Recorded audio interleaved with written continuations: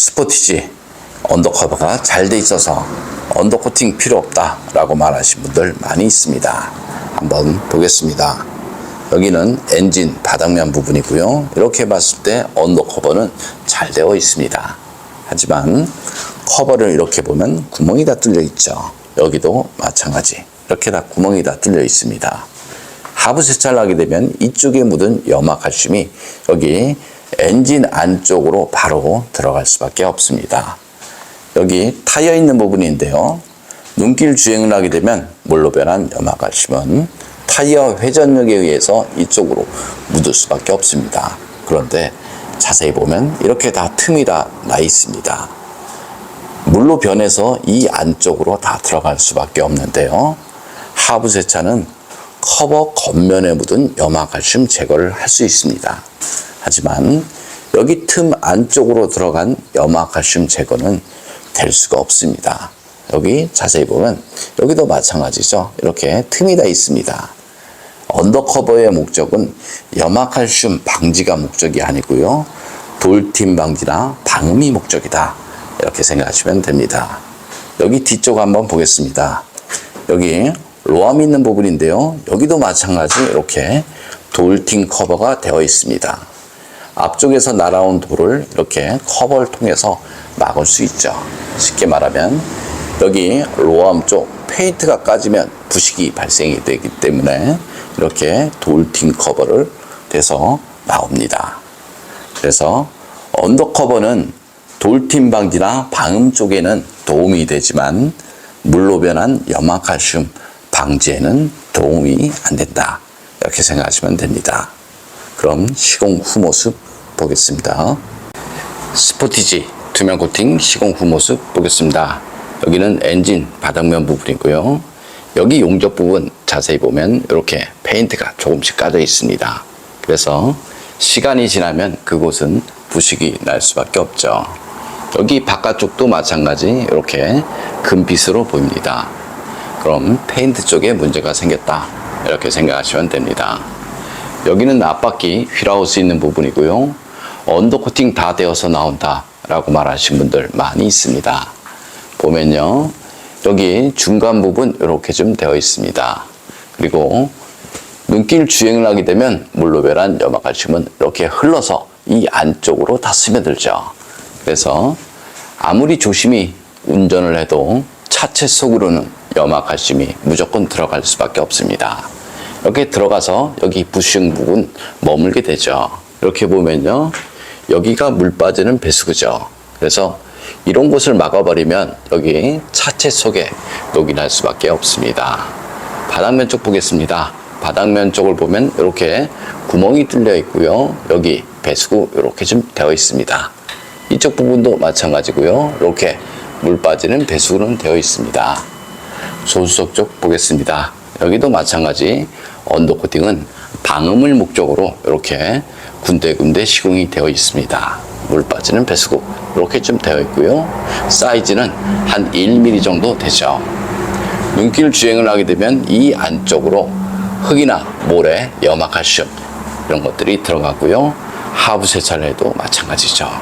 그래서 언더코팅 두껍게 하다 보면 그런 곳이 막힐 수밖에 없습니다. 여기 측면 부분인데요. 이렇게 물 빠지는 배수구 있습니다. 한 1mm 조금 넘는 경우 많이 있습니다. 그런데 이런 곳에 두껍게 코팅을 하면 물 배수에 지장을 줄 수밖에 없죠. 언더코팅 무조건 두껍게 하다 보면 방음에는 좋습니다. 여기 보시면 이렇게 방음을 목적으로 폴리머 코팅이 되어 있습니다. 하지만 이런 곳까지 두껍게 코팅을 한다 그러면 물 배수구 막힐 수밖에 없고요. 여기 뒤쪽 한번 보겠습니다. 여기도 마찬가지죠. 이렇게 실러로 막았습니다. 막았는데 자세히 보면 물 배수구는 이렇게 비어져 있습니다. 사이즈는 한 1mm 정도 되어 있고요. 조수석 쪽 보겠습니다. 조수석도 마찬가지 그만큼 실러는 되어 있습니다. 물 빠지는 배수구 이렇게 되어 있죠. 이런 곳에 두껍게 코팅을 하면 100% 막힐 수밖에 없습니다. 뒤쪽 한번 보겠습니다. 뒤쪽 마찬가지죠. 이런 곳은 염화칼슘이 많이 묻지만 염화칼슘이 흐르는 곳이고요. 볼트, 너트, 부품과 부품 사이 작은 틈새, 이런 곳이 염화칼슘이 머무는 곳이니까요. 자동차 녹방지를 하고 싶으면 이런 평평한 면에 두껍게 하는 것이 아니고요.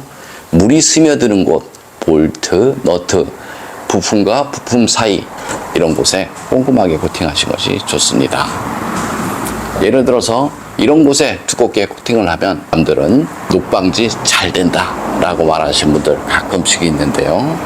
평평한 면에 두껍게 코팅을 한다고 녹방지 잘 되는 건 아니다, 이렇게 생각하시면 됩니다. 여기 타이어 있는 부분인데요. 이렇게 페인트 칠했습니다. 여기는 페인트 쪽에 문제가 생겨버리니까 바로 부식이 날 수밖에 없죠.